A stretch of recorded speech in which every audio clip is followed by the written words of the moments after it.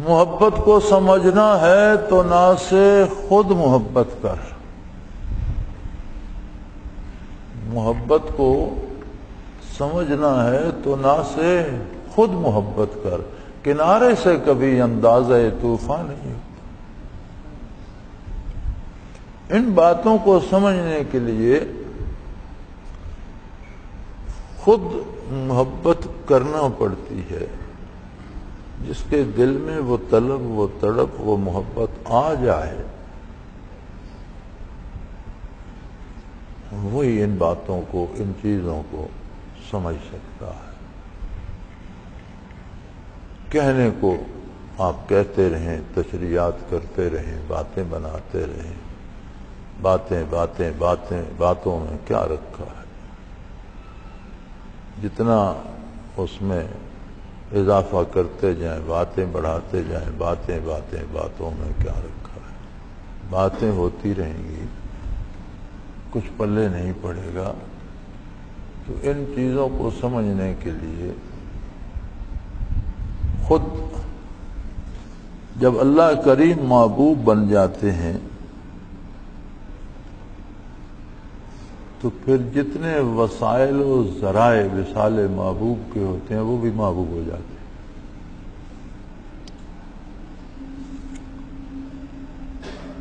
اور سب سے بڑا واسطہ مخلوق اور خالق کے درمیان بعثت عالی سے لے کر قیامت تک آقا نامدار صلی اللہ علیہ وسلم. پھر حضور کے اور ہمارے درمیان کون واسطہ بنتا ہے؟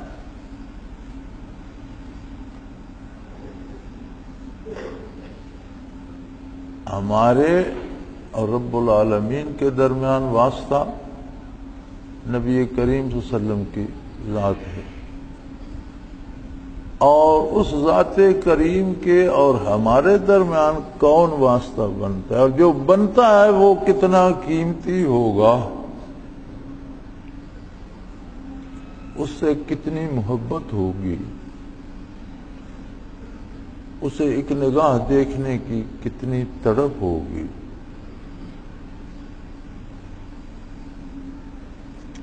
یہ چیزیں کرنے کی ہیں، کہنے کی نہیں. تو اہل اللہ اور صوفیاء اپنی کیفیات کا اظہار کرتے رہتے ہیں جو ان پر واردات ہوتی ہیں، کبھی شعروں میں، کبھی مضامین میں، کبھی باتوں میں. جس پر جو بیتتی ہے وہ اس کی حرکات و سکنات اور اس کی باتوں سے عیاں ہوتی رہتی ہے. یہ قدرتی بات ہے. ایک آدمی مفلس ہوتا ہے تو اس کا بات کرنے کا انداز اور ہو جاتا ہے، وہی امیر ہو جاتا ہے تو اس کی باتوں کا انداز بدل جاتا ہے. تو یہ ہم روز عملی زندگی میں ہم روز دیکھتے ہیں. بندوں کا اٹھنا بیٹھنے کا انداز بدل جاتا ہے، بات کرنے کا انداز بدل جاتا ہے. کوئی اقتدار سے معزول ہوتا ہے تو اس کی باتیں اور طرح کی ہوتی ہیں، کوئی اقتدار میں آ جاتا ہے تو اس کا انداز اور طرح سے ہوتا ہے. کسی کے چہرے پہ اداسی ہوتی ہے، کوئی خواہ ہنس رہا ہوتا ہے. تو اہل اللہ پہ یہ واردات ہوتی ہیں، کیفیات ہوتی ہیں.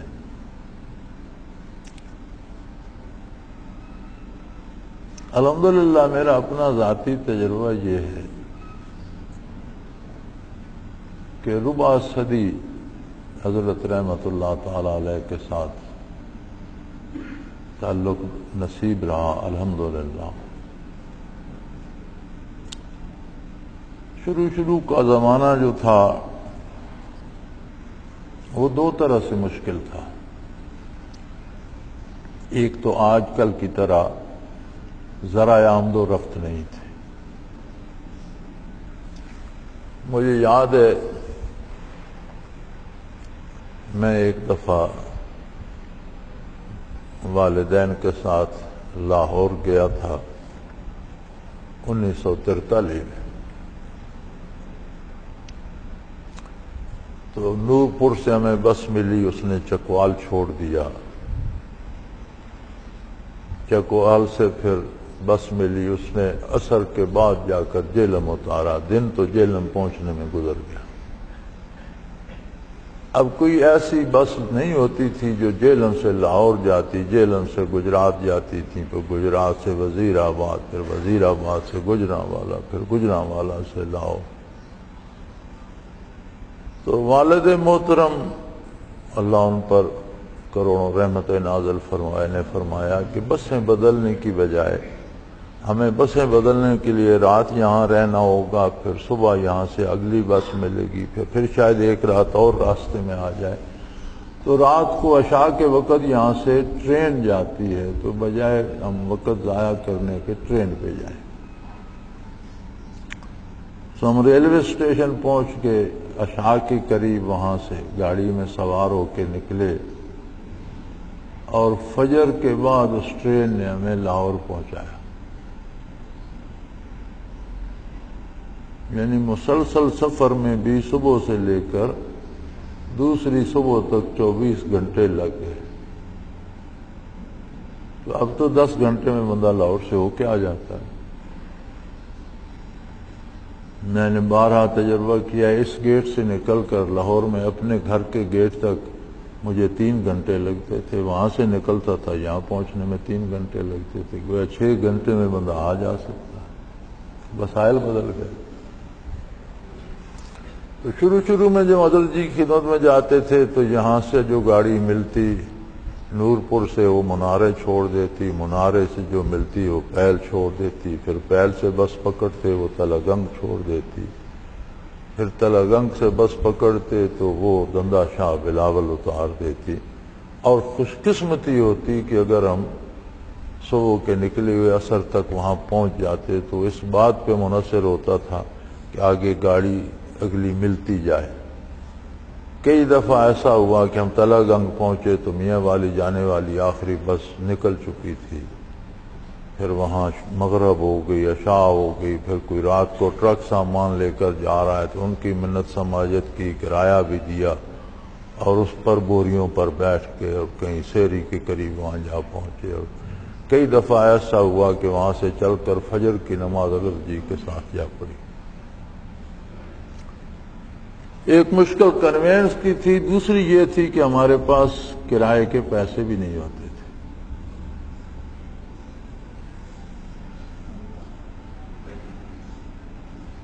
مجھے اچھی طرح یاد ہے کہ 5 روپے جب ہو جاتے تو بس کہتے آنے جانے کا خرچہ ہو گیا، آپ چلتے ہیں حضرت کی، زائدہ ضرورت 5 روپے۔ ان سب مشکلات کے باوجود اگر ایک ہفتہ گزر جاتا تو پھر دوسرا ہفتہ ہم سے برداشت نہیں ہوتا تھا، ضرورت کی خدمت کی جاتی۔ جس طرح کھانے کی بھوک لگتی ہے، جس طرح پینے کی پیاس لگتی ہے، اس سے زیادہ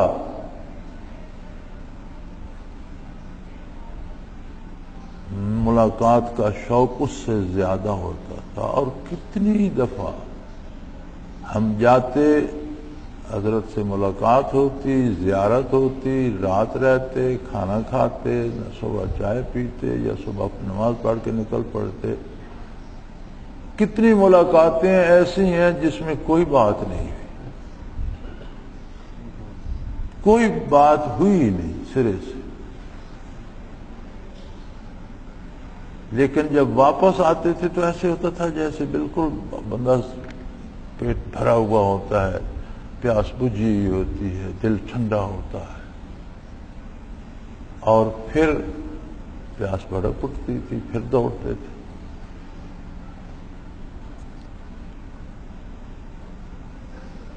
تو اس کی ترجمانی میرے خیال میں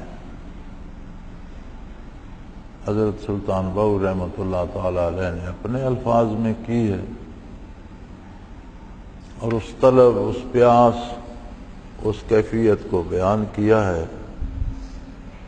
لیکن میرے بھائی یہ سب چیزیں کرنے کی ہیں، کہنے سے کیا ہوتا ہے؟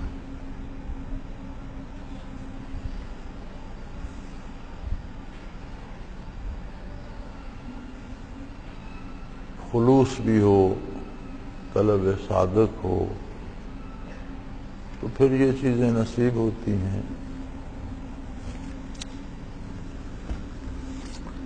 تو ویسے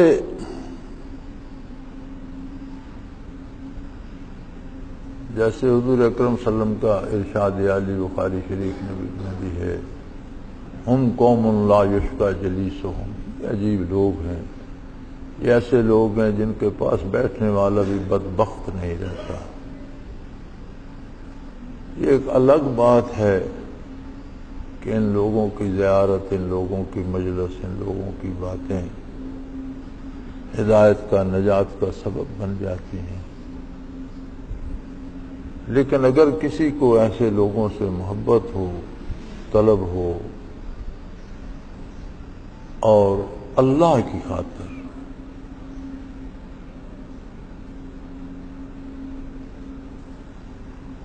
نبی کریم صلی اللہ علیہ وسلم کے ساتھ مکی زندگی میں تو کوئی منافق نہیں تھا کہ مشکلات سے عبارت تھی۔ مدینہ منورہ میں ریاست اسلامی وجود میں آئی اور حضور صلی اللہ علیہ وسلم کی ایک حیثیت امیر ریاست کی بھی تھی،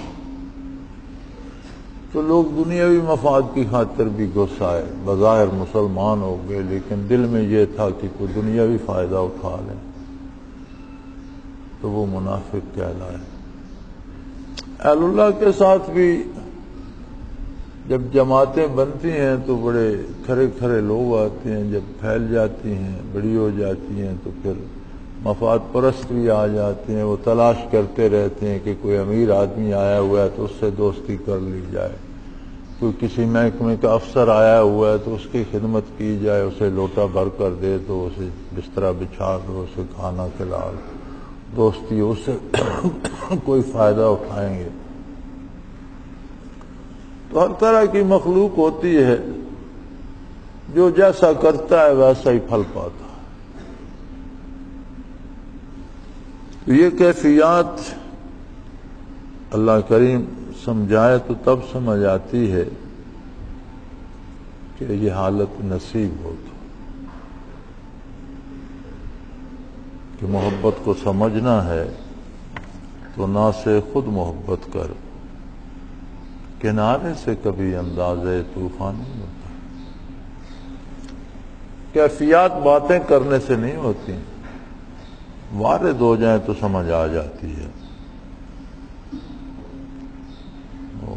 پیچھے میں بیمار ہوا تو بڑے وہ سخت سیٹی کے ڈاکٹر نے لگا بہت زیادہ درد کرتے تھے تو وہ مجھے حوصلہ دینے لگا، کوئی نہیں، اسے اب تھوڑی دیر ملیں گے تو یہ ٹھیک ہو جائے، یہ ہوگا وہ ہوگا۔ میں نے کہا ڈاکٹر صاحب بات یہ ہے کہ جو مجھے لگا رہے ہیں 2 ٹیکے ایسے آپ کو لگاتے ہیں، پھر آپ کو سمجھ جائے گی کہ ملنے سے کتنی دیر میں ٹھیک ہوتے ہیں اور اس سے درد کتنا ہوتا ہے۔ لگ مجھے رہے ہیں، میں برداشت کر رہا ہوں، آپ مجھے بچوں کی طرح بہلائیں نہیں، مجھے پتا ہے جو کچھ مجھ پر بیت رہی ہے، ٹھیک ہے آپ نے لگانے ہیں لگائیں۔ تو جو حالات خود پر بیتے ان کی سمجھ آتی ہے۔ اللہ کریم ہر دل کو یہ درد دے اور اس کے ثمرات عطا فرمائے۔ آخر دعوانا ان الحمدللہ رب العالمین۔